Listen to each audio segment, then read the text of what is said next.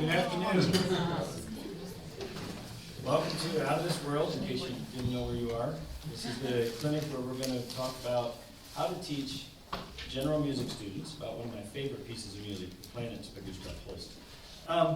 My name is Rob Shaver, and I teach at Tipton Middle School, which is in Tipton, Indiana, about 40 miles north of Indianapolis. It's a small school in a rural town. I've been there 16 years, and before that, I taught at Frederick City, Maryland, at a large middle school with about 1,000 students. I'm actually a band director, primarily, but for 14 of the last 16 years, I've also been one of Tipton's general music teachers, and at various times have taught all three grade levels, 6th, 7th, and 8th. So with the 7th grade that I've spent the most time, our courses at Tipton are 9 weeks long, and so if you teach 2 classes a day, you're going to teach the class 8 times a year. And it was for the 7th grade that I developed this unit on the planets. And I think it would work well at the high school level if anybody here is interested in adapting it at another grade level. Our current general music teacher says that she's using it with her 6th grade and it's working very well. So it's not like it has to be just 7th grade or just middle school. It would work with a lot of things because there's so much substance to this piece. One of the things I think as you give this a try, if you end up wanting to teach this in your class, one of the things you'll appreciate the most is the opportunity it will give you for classroom discussion. The topics of each of the 7 pieces are great conversation prompts with your students, especially the one about old age. We'll talk about that later, but they get a real kick out of talking to me about old age.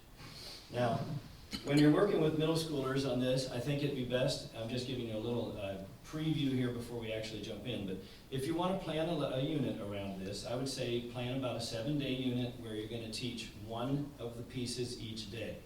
You're going to end up with time left over in your class each day because none of the pieces will take 45 or 50 minutes to get through.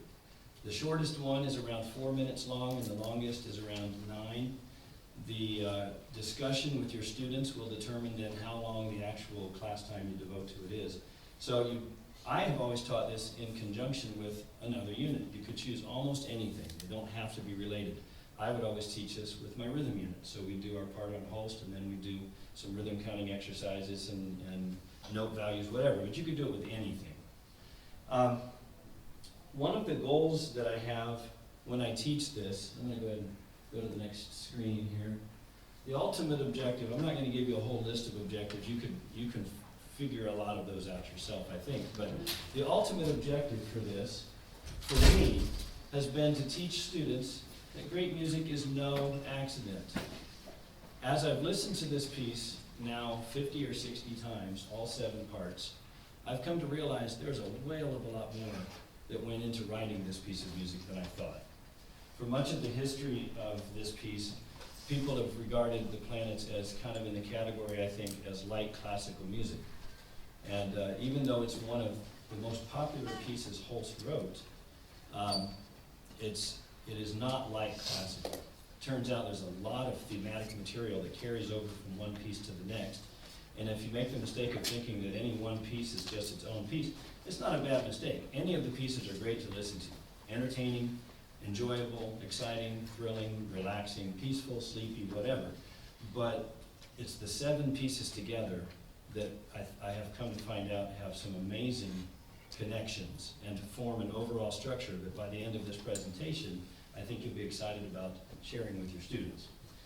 But I also think middle school students, and maybe even some of us adults, work under the idea that great music happens by inspiration. Composers just sort of get overwhelmed with some magical, mystical, mysterious inspiration, and then they just write furiously, and they don't even know how it happened, but they're, boom, a masterpiece. And it just doesn't happen that way, except for a very few rare exceptions. And even if you're familiar with like how George Frederick Handel wrote The Messiah in 3 weeks or something, how many years of preparation did it take for him to develop the skills to do that? So I want my students to come to understand that yes, Holst and composers like him are talented and intelligent, but they're also very hardworking, and they have a plan. They've spent years preparing, and I think the middle schoolers need to understand there's more to it than just the mystery of a masterpiece. All right. right, so let's jump right in. I'm going to talk to you a little bit as though you're my 7th graders, because that's kind of how I've done it so many times. So I might ask you some questions. You're welcome to offer answers. I won't even make you raise your hand like I'd ask them to. And if anybody needs to go to the bathroom, no, I'm just kidding. But I might talk to you a little bit like that so you can get a feel for how you will interact with your kids on this. It's amazing how consistent the kids are in their answers from one class to the next.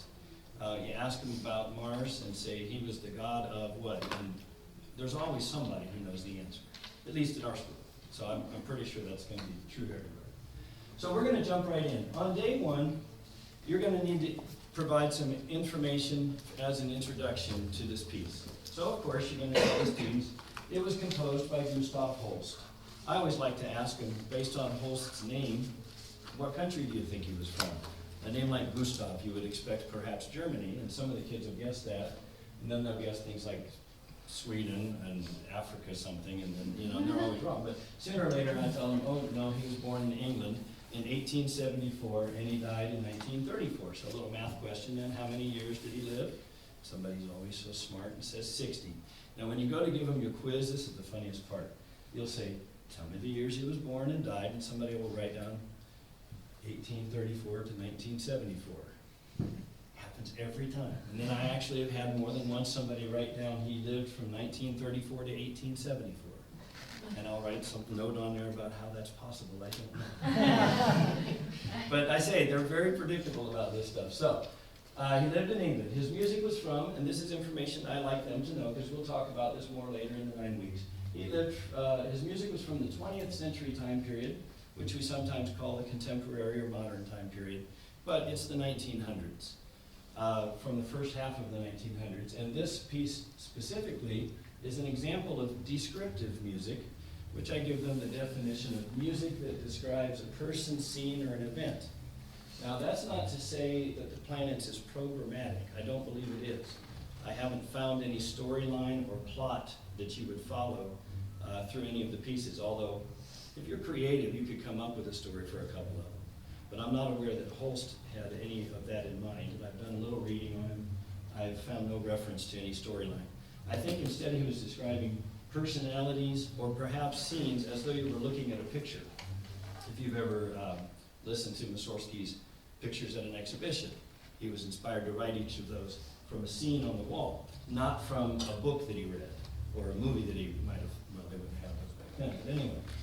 So descriptive music describes a person, scene, or an event. And finally, he wrote these pieces between 1914 and 1916, which of course was during World War I. And since he was in England, there was nobody that wasn't affected by what was going on. However, he claimed himself that he wasn't influenced by World War I when he wrote Mars, the Bringer of War, or Venus, the Bringer of Peace. I kind of doubt that. I know that I don't really have any credentials to do so, but he, when you listen to him, it's kind of hard not to imagine that he didn't have something in mind, and we'll talk about that here in a little bit too. Okay, moving on then. So questions that I would ask the students, just getting them into context. So for instance, how many planets are there in the solar system? What do you think a 7th grader is going to say? 8. Some will say 9 because they haven't heard the latest news, or they want to argue about Pluto, or they feel like Pluto's been slighted somehow. It's been reclassified, so maybe it is a planet, I don't know. But 8 planets with either 3 or 4 dwarf planets. Okay, so now I don't even know what the latest is myself. But anyway, so we usually settle on the number 8 because we won't count Pluto officially. But can anybody name them in order from the sun outward? Anybody want to give it a try? Mercury, Venus, Earth, Mars, Jupiter, Saturn, Neptune, Uranus, and then we get out. Uranus, Neptune. Oh, is it Uranus? Yeah. Very close though, and most of the kids would not get that. 1 or 2 might be pretty clever about that. Go ahead. Quick question, do you get issues with middle school students and... The word Uranus? Yeah. That's why I pronounce it that way. Right? Yeah, and I always tell them it's a shame we can't rename it Pluto. But some boy always wants to giggle about it, and then we move on. Okay. They get it out of their system. It's not a problem. But he only wrote 7 pieces, so which one did he leave out? left out Earth. And why didn't he write one for Pluto? Somebody usually will know that. They won't know that it wasn't until 1930, but somebody will know that it wasn't discovered at the time that he wrote this music. Interestingly, he was asked by many people if he would go ahead and write a piece for Pluto after it was discovered, because he didn't die till 1934, but he refused to do so. He didn't really give a reason why. Maybe he would. I do remember reading something that he was a little resentful that the planets was so popular compared to his other music. He felt he had some other stuff that was more significant than this. But I actually think after you see the structure of the 7 pieces today, you might see a better reason why he didn't want to add another piece to it. It would have totally thrown things out of kilter. Okay, when we do this unit, we actually listen to each piece. Now, when I first did this, it was with a lot of trepidation, thinking, what will middle schoolers do, having to sit and just listen to something for 4 minutes or 8 minutes or 9 or 6 or whatever. And for the first few years, I take a long time to learn things. For the first few years, I actually just asked them, just sit. And then I would monitor them. No, don't be looking across the room trying to make somebody giggle. Stop writing notes to your friends and all this. And then I realized they need something to keep themselves occupied. So I said, I'm not going to have you stop listening to these things because I think it's important. Because number one, listening is a skill that can be developed, and middle schoolers need to know that. They sometimes think that they can't do it, but with a little practice, they do get better at it, and it's an important skill. Secondly, though, I'll give them some rules. First of all, I will allow them to doodle or draw while we listen. And again, some people would say, well, then they're not really listening. But truthfully, for some kids, that does help them focus a little bit on what they're listening to. And it keeps them out of trouble, even if they're not listening. Because if they're not, they weren't going to listen anyway. But it keeps them out of trouble so other kids can listen. So I'm fine with that. But again, some rules. No doing homework or writing notes to your friends. It's just doodling or drawing. No talking. No sharing your doodles or notes with your friends while we're listening. And all doodling supplies must be out before we start the music because it's very disruptive to have all that paper shuffling around and reaching for your extra colored pencils and whatever. Once they know they're going to be doing this, they'll actually sometimes bring some stuff. But you know how some of the kids are, especially the girls, they carry these pencil bags with like an Office Depot supplies worth of pencils and pens and markers and highlighters. Okay, and lastly, no putting your heads down on the tables because I won't let you be sleeping, snoring, or drooling on my desks. So, they laugh a little bit, but then they know I'm serious. If I see somebody put their heads down, I'll go tap them on the shoulder or say their name, and then they'll sit back up, and it works pretty well. All right, so that gets us finally to day number 1. This is the only one that I won't tell them the whole title for before we listen to it. I'll put the word Mars on the board, and then I'm going to ask them some questions, and then we're going to listen to it. I'm going to tell them what I want them to listen for. Now, in case you're not familiar with it, well, hang on, I'll get back to that in just a second.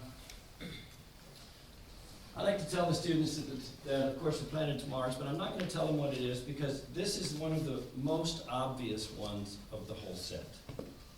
They can listen to it knowing that when we're done, they're going to give me some descriptive words of what they heard. And they need a few ideas what to listen for. So tell them, you're going to be listening for how fast or slow is it? Are the notes high or low? Is it loud or soft? So give them the opposites of the elements of music, and then they can start narrowing in on some descriptive words of the music itself. Then, of course, some descriptive words about the mood. Is it happy or sad? Is this butterflies in the meadow on a sunshiny day, or is this a stormy night, or what is it? So, and usually somebody in class, like I said, knows that Mars was the god of war. So I tell them, if you know the answer, don't say it. Let the other students in the class have a chance to figure it out. But if nobody does, then I'll let the antsy kid who's really just dying to tell you, of course, at the end, that Mars was the god of war. Then I'm going to play the piece for him. Now, I don't know if you've heard it in a while, so just very quickly, I can just give you a little sample here. Plus, I want to make sure my speaker's working good.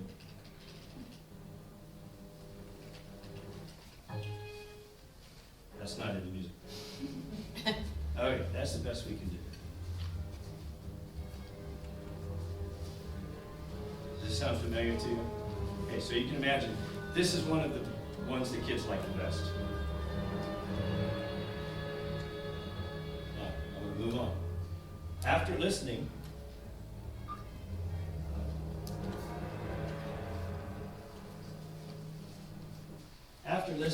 I'll ask them for those descriptive words we were just talking about. And then I'll give them most of the rest of the title. Does anybody know then if I say Mars is the bringer of, what would you fill that in? And usually by that point in our discussion, somebody's come up with the god of war, Mars the bringer of war. But I like to hear their responses when I ask them, does this remind you of anything else you've ever heard? Can you think of anything that sounds familiar or similar to this piece? I was talking about this with a teacher yesterday. All of John Williams' music. All of John Williams' music. They said, I think John Williams stole some of these ideas. You think? Yes, I think he In did. fact, isn't he quoted as saying that? Like, hasn't he actually said that? I haven't out read loud that, before? but I wouldn't be surprised. He has. Yeah. The Stormtroopers March from Star Wars is so obvious. And of course, Star Wars never goes out of style, especially today. So the Stormtroopers March. But they'll also mention movies like The Lord of the Rings, especially the big climactic battle scenes. So I think Holst, I haven't researched this, but he could be credited, I think, with coming up with a whole sci-fi style of music that you can hear in TV shows and movies for decades now. So I don't think it's just John Williams that's stealing music. Okay.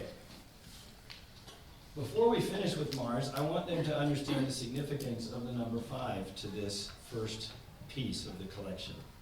It's most obvious in the time signature, and you can count up the beats. 1, 2, da da da da da da da da. Very repetitive. 1, triple to 2, 3, 4, and 5. If you had to give a word to this style of this first piece, is it a ballad? Is it a dance? Or is it a march? And somebody sometimes gets that. Sometimes you have to help them. But marches are usually written in what types of time signatures? Even. Duple time signatures, even time signatures, 2, 4, 4, 4, cut time. Okay, this one's in 5/4. What effect do you think the extra beat in the measure has on the impression the music makes on us? It makes it uncomfortable. It sure does, doesn't it? It's anxious sounding. It's a little bit off balance, uncertain, a little chaotic. And doesn't that describe what it must be like to be going into a battle? Very few people that have been in battles, I think, would ever want to be in one again. But this is critical to understanding not only Mars, but the next piece. We'll get to that in a second. But the number 5 also, I'm going to hint at this to the students because I'm writing this big number 5 on the board, and hopefully if I'm able to, I'll leave it on the left end of the room on the chalkboard, and I'll leave it there for the whole 7 days because I'm going to add something to it each day. But you're going to see how this fits in the structure of the 7 pieces. So I'm going to move on and just leave you hanging there. So that brings us to day number 2, Venus the bringer of peace. Change my papers. Okay. First of all, each day that we do a new song, I'm going to take a few minutes and review what we've done already. Because by the end of it, believe it or not, I'm going to ask them to try to memorize the 7 titles. And each day, of course, then they can review it, and we'll add one more to it. And you could come up with lots of clever ways, but I think it's kind of neat if anybody at the end of the unit is able to actually write all 7 titles out. I'll ask them on the test myself to write at least 3 of them completely, but any extras they can write, I'll give them bonus points. And if they can write all 7 in order, I'll give them an additional few bonus points just for doing that. So some of the kids get motivated to get it memorized. And when I see these kids a year later in 8th grade, I'll ask them, what do you remember about 7th grade general music? And of course, there are 2 or 3 minutes of crickets chirping, and then somebody finally says, the planets. And it's the one thing they seem to recall a year later, because some of this stuck in their head. So we review each day, hoping to build on the day before. Then I'm going to transition to this with some questions like, what's the opposite of war? And somebody will say peace. What do you think of when you think of peacetime? What do you think of? Calm. Okay. Is this the butterflies in a meadow on a sunshiny day? Mm-hmm. Maybe. What do you think of when you think of the war is over, the headlines in the news say the soldiers are coming home? Now what? Reunited love. Okay, celebrations, parades, parties. In other words, it's a happy time. So what would you expect the music of peace to sound like? And of course, now they're thinking in those kinds of terms. But Holst seems to have gone in a completely different direction with this.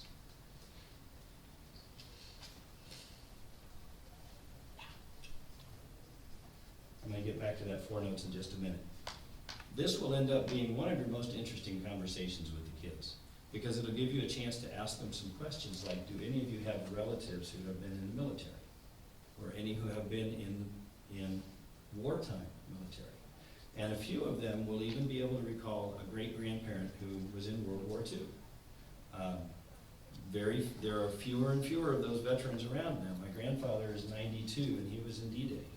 My wife's uncle was a B-25 co-pilot in the Philippines in World War II, but he's 93.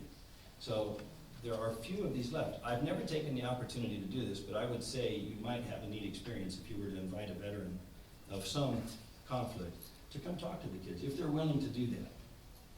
But when I start telling my students about how it took my grandfather 50 years to talk about D-Day, they're like, they start listening and thinking.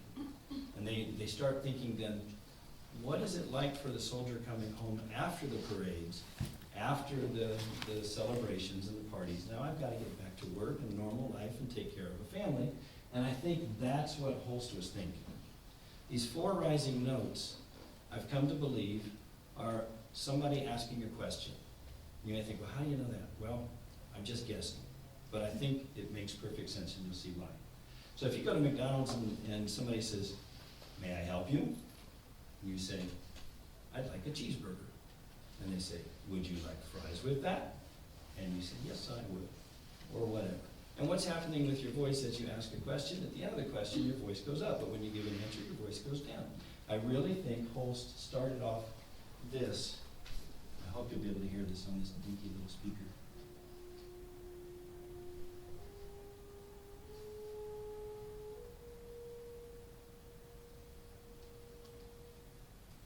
Solemn, melancholy, a little sad, searching. And in response, you hear this.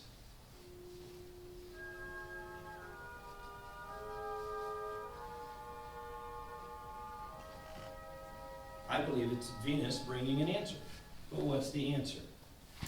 If somebody says, now what? What do I do next? How do I cope with this? How do I recover from a traumatic experience? The post-traumatic stress disorder we all hear so much about. And I think Holst's answer is in this piece of music. And as we're talking about this, I'm going to tell the kids, first of all, do you think somebody gets over something like that quickly? And they're going to say, no. I say, well, then do you think this piece of music is going to be short or long? And they're going to say, long. And I say, yeah, it's almost 9 minutes long. It's going to take some patience for you to listen to it. So do lots of doodling. and they're okay with that because it's such a relaxing and beautiful piece. The next thing you're going to hear in this piece is a back and forth theme that represents time, the passage of time, a clock, a tick-tock, and the 4 notes of Venus again.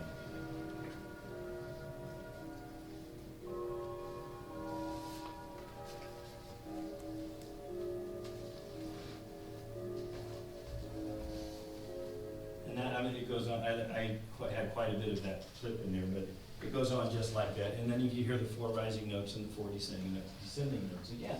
So the second thing to listen for in this piece, besides the question and the answer, is the passage of time, the tick-tock, because it's going to take time to recover. And this is a very relaxing and soothing piece of music.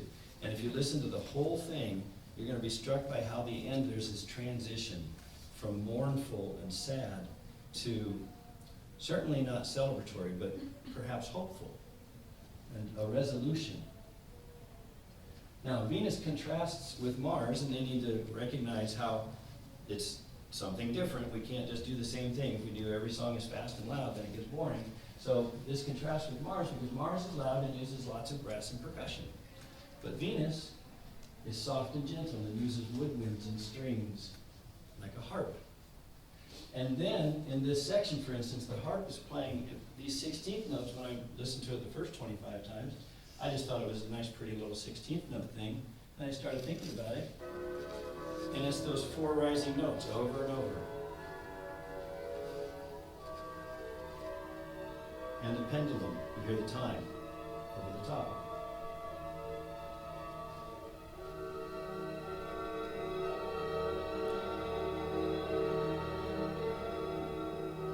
Now I'm going to move on, but you get the idea. Now near the end of the piece, we actually hear the 4 rising notes and the 4 descending notes together.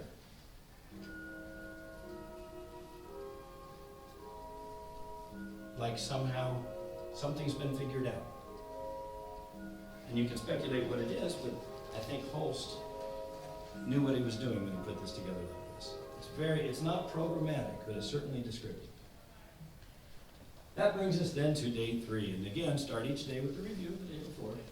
Now, I'll ask the kids, before I write this on the board, Mercury had a special job among the ancient mythological gods. And does anybody know what that was? Of course, now you know. And somebody usually could say, yeah, he was the messenger. And I'll say, well, in order to deliver his messages, what did he have to do that? And they'll say, a jet airplane. No. He had the wings, like the sandals or on his helmet. And when you listen to this, then you're going to have 3 things you want to listen for. And as they listen, by the way, sometimes, I didn't say this before, but sometimes I'll prompt them, does anybody hear time? Raise your hand when you hear the time motif. Raise your hand when you hear the 4 notes of Venus approaching. Raise your hand when you hear something. But that way they're not talking, they're just raising their hand. And I say, you're going to hear 3 examples of, and I'll say something. And so raise your hand each time you hear that. And usually somebody's paying attention and can get it, and then the other kids just copy it and put their hands up. But anyway, 3 things to listen for. The first is, you know how long it took me to figure that out? A long time. Okay, and the reason I did it all loopy like that is because does Mercury fly in a straight line like a jet airplane or like Superman? No. Why? Because he's looking for people. He's flying all around. Maybe this really is the butterflies in the meadow on a sunshiny day. And so then I'll play a little clip perhaps for them so they can get the idea of this up and down. And I'll even draw on the board some sort of loopy little thing that goes around like that. So now I'll leave it up there so then when I say, raise your hand when you hear the sound of flying.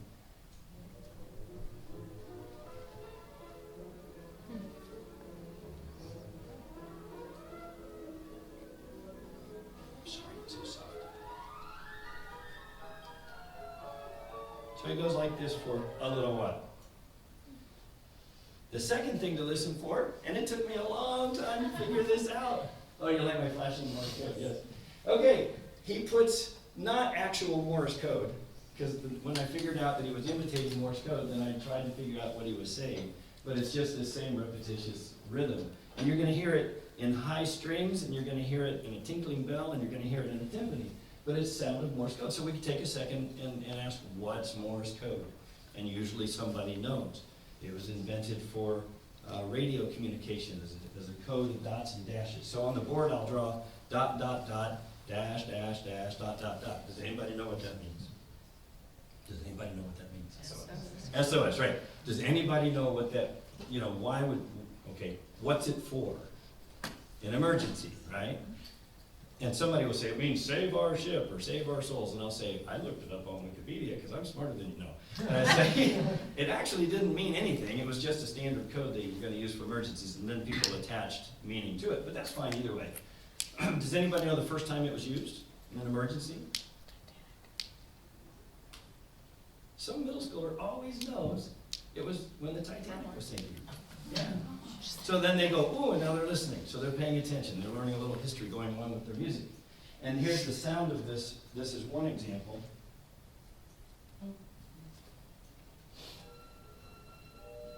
Do the high strings. Okay, that was it. But it goes on from there. And the reason I stopped there is because I want you to listen for the next thing.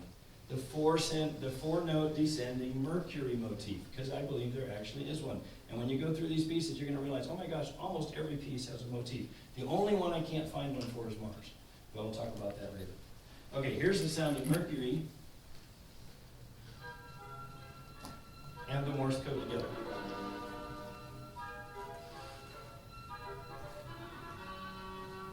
And here's an example of the Morse code in the timpani. And the four notes again. This is later on in the piece. This is the shortest piece of the set. It's only about 3.5. I don't think it's quite 4 minutes long. Okay, so we're done with Mercury. I don't even know what time. How are we doing? 5:02. 28 minutes. Okay, Jupiter, the bringer of jollity. When I write that on the board, the kids are not sure what that means, but some of them will guess. Jollity is a form or an old version of a word for joyfulness or happiness. So let me ask you a question like I would ask them. What makes you happy? No, I mean, what makes you supper dance over the top, super duper excited? What do you get bubbly excited about? What? Coming on Charlie Brown. Yeah, couldn't resist. All copyrights have been, no, they haven't. Going to a concert. What's that? Going to a concert. Okay. What about middle school kids? What are they gonna get excited Like that's, about? Okay, good. Justin Bieber. Now you're gonna start a fight somewhere in the class. Half the class will yes, and the other class, You mean One Direction? What else? How about the last day of school before summer break? Great. Sure. At our school, the tradition for all the elementary teachers is they go out to the buses and wave goodbye. And the kids are like, isn't that sweet? And I say, no, they're just happy. You're not the only ones that like summer break. So, or Christmas morning, right? Or Thanksgiving dinner when you hear it smelling cookie and you're like, oh, I just can't wait. Well, that's what this is all about. And so I had to stop and think, why would Jupiter, who the students know was the in-charge, most powerful of the ancient mythological gods, why would he be the bringer of jollity? Well, this song gives us a clue, I think. It starts off with this sound of anticipation. And you heard a little bit of it earlier when I kept having to restart my computer as I was hooking up the... Something's getting ready to happen.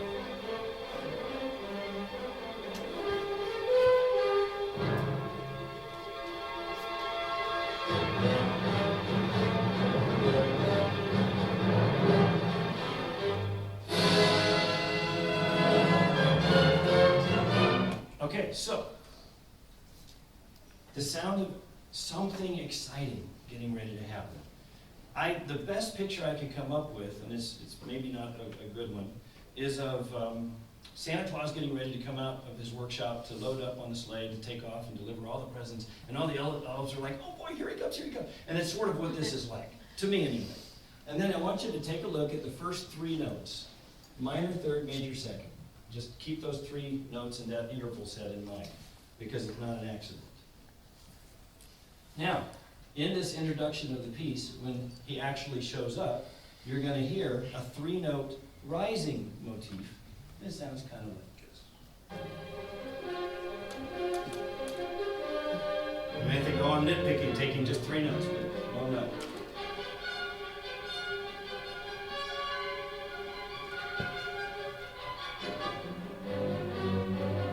Okay. Stop. Sorry. I'm not going to tell you the final story yet, okay? I just want you to notice Venus is 4 notes descending, Mercury is 4 notes descending, and Jupiter is a 3-note ascending theme. Moving on. This piece is also written in a very clear ternary form, ABA. And if you do any musical form unit with your students, and this will connect for them, for us it would always come after this unit, so I'm just hinting at what's coming later in 9 weeks. But the ternary form itself has this time signature pattern.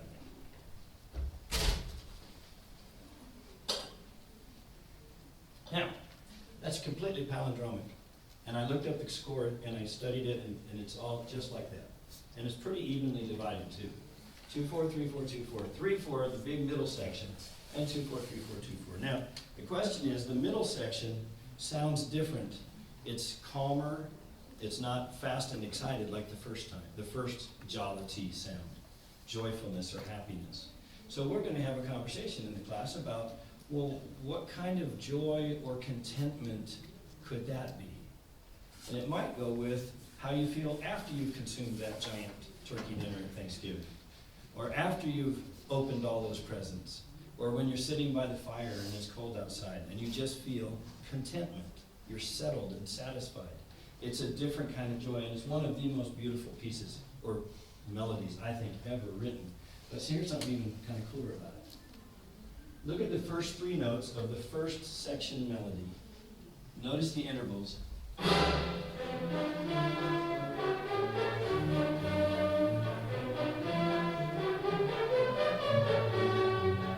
Okay, this is our section A, the main melody, after the big introduction, after the 3-note motif. But you've got a minor third, major second, just like those opening violin notes at the beginning for anticipation. Now, the B section starts off with this, and sounds a little like.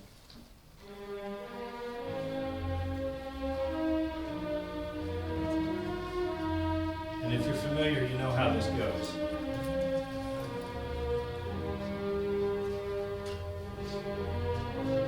If I had enough time, I'd play the whole song for you, but there's just not. But notice again, the minor third, major second. He takes those first 3 notes of the whole song and uses that as kind of his seeds for his main melodies. He ties section A to section B by starting with the same intervals, even though they're in a different key, but they're totally related. And then he goes back in section A at the end and wraps it all up with the same 2-4-3-4-2-4 time signature and everything for a giant, big, tumultuous climactic ending. Which brings us then to day 5. Saturn, the bringer of old age. Students, what do you think of when you think of old age or old people? Wrinkled. Tired, wrinkled. Somebody said wrinkled. Every 9 weeks for 12 years, somebody says wrinkles. It's perfectly predictable. What else though? Wise. What's that? Wise. Why? Oh, some young lady always says wise. It's true. It's always a girl that says that. They appreciate the wisdom of older people. Nursing homes. Nursing homes, and then they'll say, and they smell funny. They always say that. And then they'll say, somebody says wrinkles, somebody say hair loss. And I just go grab my grade book and say, I know how to use it. No. But we just have a good laugh about it because now they're thinking about old people and their value in society, or thinking about sometimes their bad experiences with them. Somebody will always say they're grumpy, and somebody else will always say they're funny. And I'll say, I wonder if old age, extreme old age, brings out what's already in us, and we just hide it really well. And they'll stop and think about that. And then we have to ask, well, what's this music going to sound like that goes with this? This piece is about 2 things, time and change. Now here's the time theme again. By the way, let me go back and say Mercury, I think, has an element that could be considered the time theme also, because there's a section where it just sounds like mechanical clockwork if you really think of it that way. But I'm not convinced, so I don't want to say it's for sure. But here we go. Time. The song starts off with this.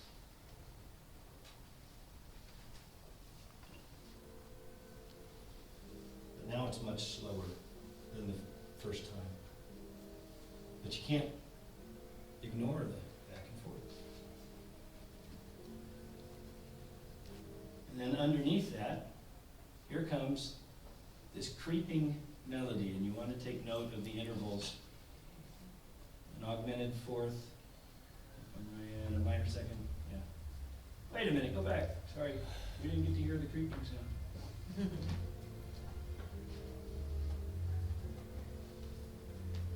I think this is your old person trying to move, maybe. I don't know. Okay, moving on. But again, it's also about change. Because here comes Saturn in this 4-note motif of marching. Now, where did we hear marching before? Mars, the bringer of war. So it's a theme that's going through the piece. And when you hear it this time, oh, I wish it were louder. It has this, and as the melody unfolds here, it has this sense of irresistibility. You can't get out of the way of old age coming. Either you're going to get old or you're going to die, and we don't want that. So old age is inevitable, and that's the way this music sounds. It's just coming at you relentlessly. It won't stop. You can't get out of its way, you can't escape it. Is the person who's growing old happy about it? We have to listen to the music and see what we think. But here we're going to hear that opening creeping sound. I said this is about time and change. Here's another example of change. Here's that opening creeping sound transformed in the main melody.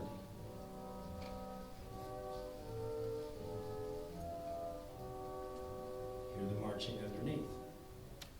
Okay. And it eventually, if you've listened to the piece, you'll hear that it builds up to this climactic struggle. But what's the struggle, the sound of the struggle itself made out of?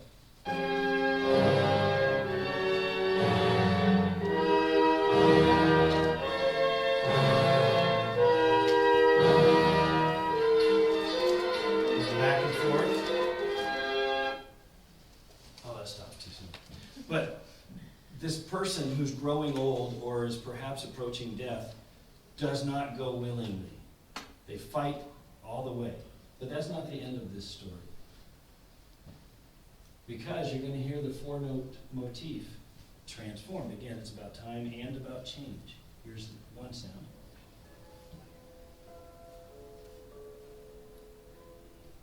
And here's another. 4 notes down, in a staggered sort of sound, but it's still there. And you hear the melody underneath. The creeping melody has now become something really much more peaceful. I'm not sure if that's the right word. You can ask your students, what do you think it sounds like? But you want to play the whole piece, and then you might go back and pick out these sections and ask them, now, what were you thinking of when you heard this? What did it mean? And by the end, you're going to hear one more transformation of those 4 notes in these 2 harps. And also, if you're able to, it might be too soft, but you're going to hear church bells chiming in the background. Can you hear them?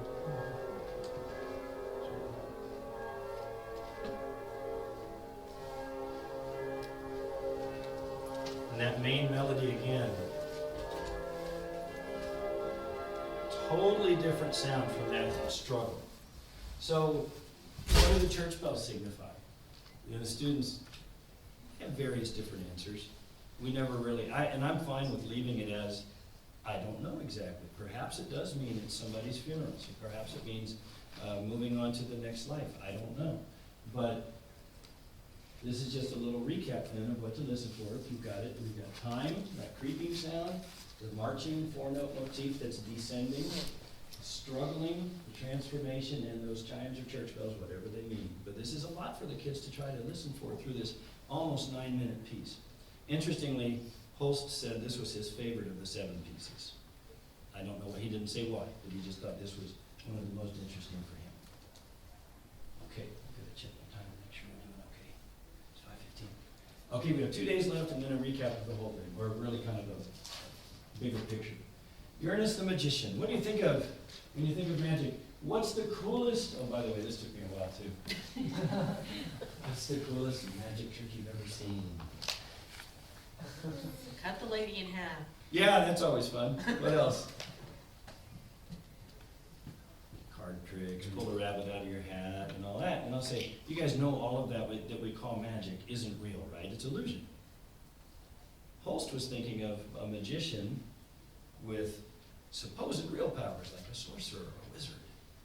But now isn't it odd that we talk about real people who do fake magic, and then we talk about fake people who do real magic?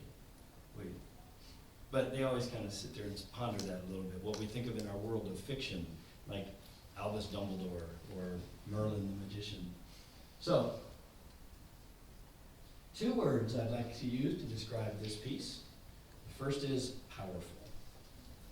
Whoever this magician is, he's not to be trifled with.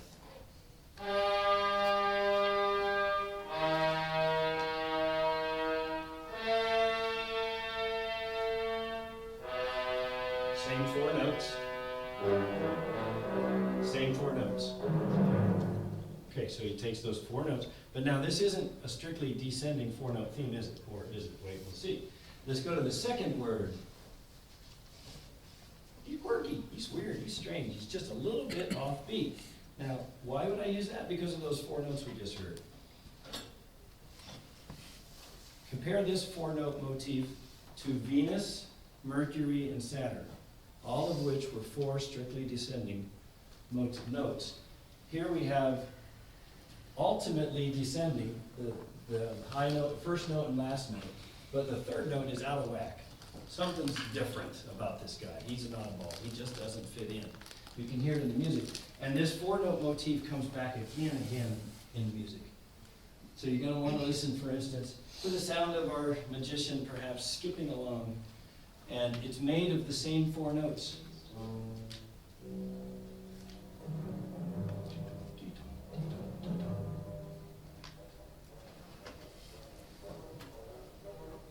So I think of that as some sort of, he's moving from one place to another, skipping along, I don't know why. Do you think you could tie in Sorcerer's Apprentice? Oh, they always hear that, yes. Somebody always says, I saw Mickey Mouse do this, or something, from Fantasia, So yes, definitely.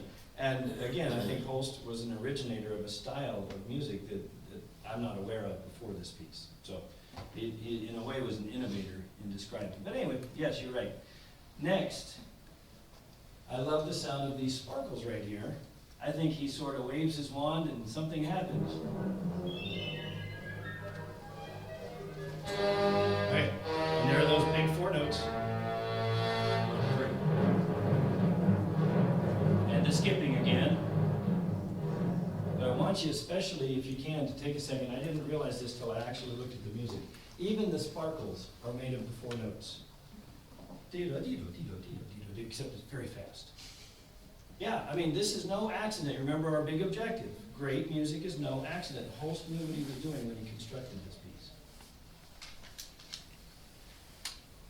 And later on, you hear the same 4-note motif kind of transformed, because I think, like I said, I don't believe this is programmatic, but you could almost come up with a story that would follow the changes in this piece from the big powerful opening, the quirky skipping, the little bit of magic wand, and then there's some sort of a big climax, and then there's sort of a dull, like maybe he's wiped out from some encounter, I don't know. You can use your imagination or let the kids do it.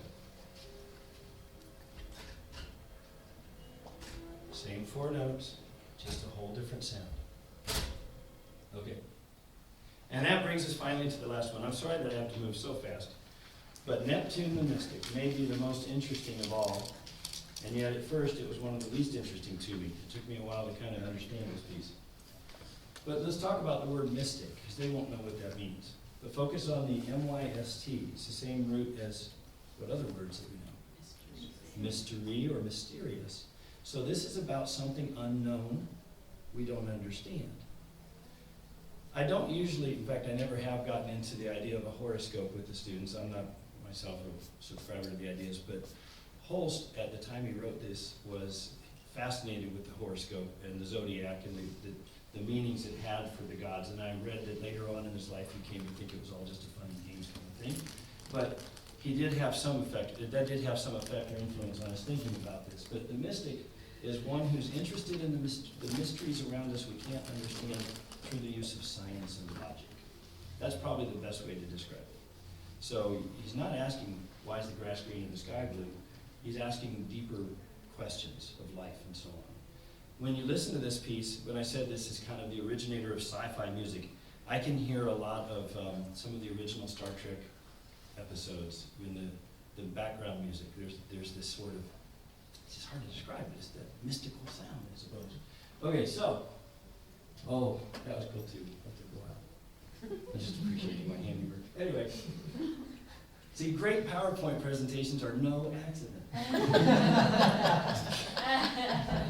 All right, now, first of all, it's written in 5 beats per measure, which we saw when?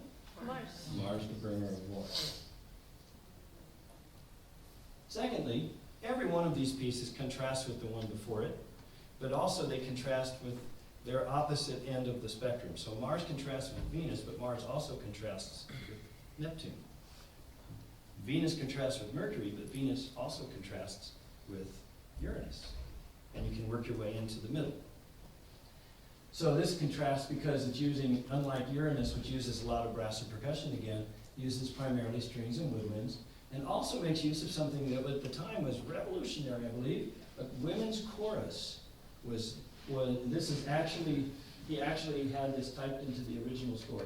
And it says, the chorus is to be placed in an adjoining room next to the stage, the door of which is to be left open until the last bar of the piece, when it is to be slowly and silently closed. The chorus, the door, and any subconductors that may be necessary are to be well screened from the audience. So they're not supposed to see. It's a mystery. Where is the sound coming from? The chorus. And they're just singing notes, just syllables, no words. He's using human voices as instruments. I was going to let you hear that. Not very nice that way sometimes. See?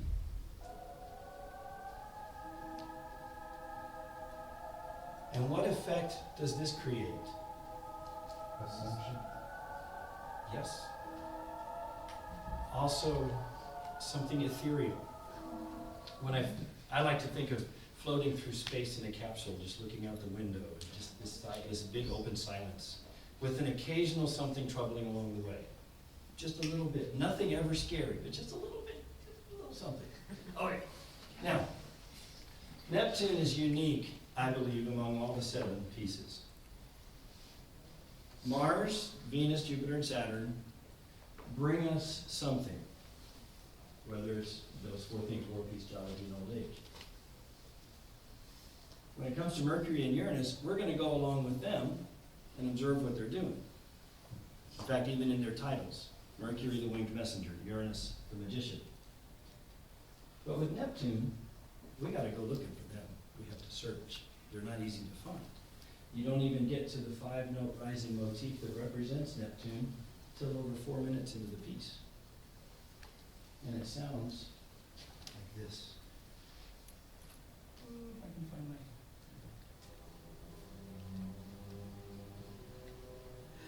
And even the sound of that is mysterious.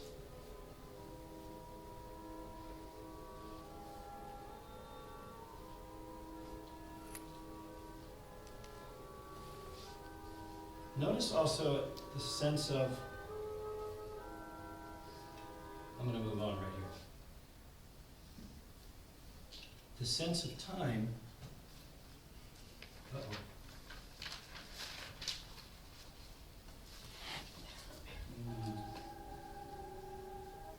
Hang on. Something didn't show up like it was supposed to in PowerPoint. There's a picture missing. But this picture is a screenshot of the score where the pendulum reappears, but now it's not an even back and forth. It's an offset 1, 2, 3, 4, 5. 1, 2, 3, 4, but it's very slow. And it has this effect that time has been suspended. We're not moving along counting minutes or seconds or hours or days. Come on.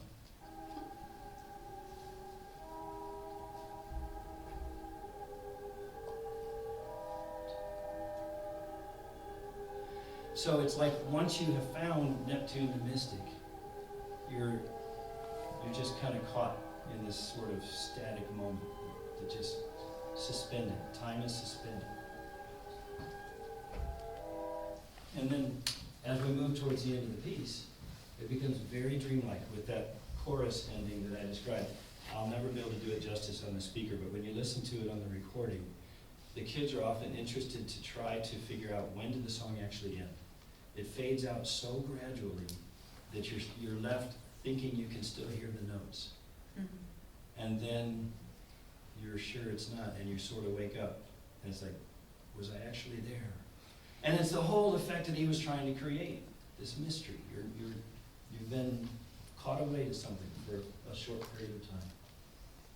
Okay, so that brings us finally then to the bigger picture. You're going to want to emphasize, I think, with your students some recurring themes. For instance, the marching sound that we heard in Saturn or in Mars is also heard again in Saturn. But the marching or movement from place to place becomes walking or skipping in Uranus and is flying in Mercury. So we've got the movement of a person or something from place to place. Then you also hear this theme of time. We've mentioned it over and over in Venus and Saturn and Neptune. And like I say here, I think a strong case could be made for a real mechanical clockwork type of sound. It's much more hectic in Uranus and Mercury. But I won't swear that it's connected, but I think it might be. Then you hear just this idea of communication, for instance, in the question and answer of Venus and the Morse code of Mercury. Conflict in Mars becomes healing in Venus, but it returns again to both Saturn and Uranus. And then you need to see the structure of the whole piece, which looks like this. It's a giant big palindrome. The only thing missing, and I say it's missing, there is a 5-note repeating pattern in Mars, but I don't think it's a motif that represents Mars. And I don't know that it's even necessary to fill in the blank. I don't know that Holst had an answer for that, and does it really have to be there? The point is, you see the 5s on the outside, 4, 4 descending, the 3 ascending on the inside, and even Jupiter is in a ternary palindromic sort of thing, which makes the middle part of Jupiter the center of the whole thing. And isn't that appropriate, since Jupiter was the god who all the other gods paid attention to? He was the center of attention. And I think that Holst knew this when he ordered these pieces in this way. He thought of that. And so when you ask, would you please write a piece for Pluto, where's it going to go? It would just sort of spoil it. Maybe he could have written a sequel or something, but it doesn't fit this piece. So, that brings me then just to the reminder to the students, as I said at the very beginning, great music is no accident. All right, I think with 2 minutes to spare, I got it done, but does anybody have any questions or comments? Do you find that some of your students who are not as strong music readers, like they just don't identify scores, notes as well, still grasp all the concepts of this when you're talking about You know, it? truthfully, I never used this PowerPoint with the kids. I developed this for today. So on the board, if I want to write 4 descending notes, I'll just go draw 4 circles on the board. And it just shows them moving downward, or 3 notes upward, or 5 notes upward. Because I could see how, like, my highest grade that I teach is 6th grade. They would really have a hard time. If I plastered the score up there, they would get totally lost. I've never used it. If I ever did, I would still probably go over the board and draw something very simple. Yeah. And then point to it and say, this is what that is. Okay. And just listen for it. As I said, our 6th grade teacher is teaching this with her class and says it's going very well, but I think she's simplifying a lot of these Right, concepts. yeah. So, any other questions? Yes? How do you feel about showing video instead of just audio only? In the 9 weeks, I show lots of videos of Yeah. performers because I think that helps the kids connect with the performers. But in this case, I've kind of stubbornly stuck to the thing I wrote at the beginning. Listening is a skill that can be developed. So in this unit, I'm going to ask them to try to listen. But the doodling really helps cut down on the problems. Okay. And prompts. Ask them, raise your hand if you hear something that I point out. Raise your hand. Do you hear the flying? Do you hear the 4-note? Whatever. And they usually are pretty good about it. Well, thank you very much, everybody. Have a good day.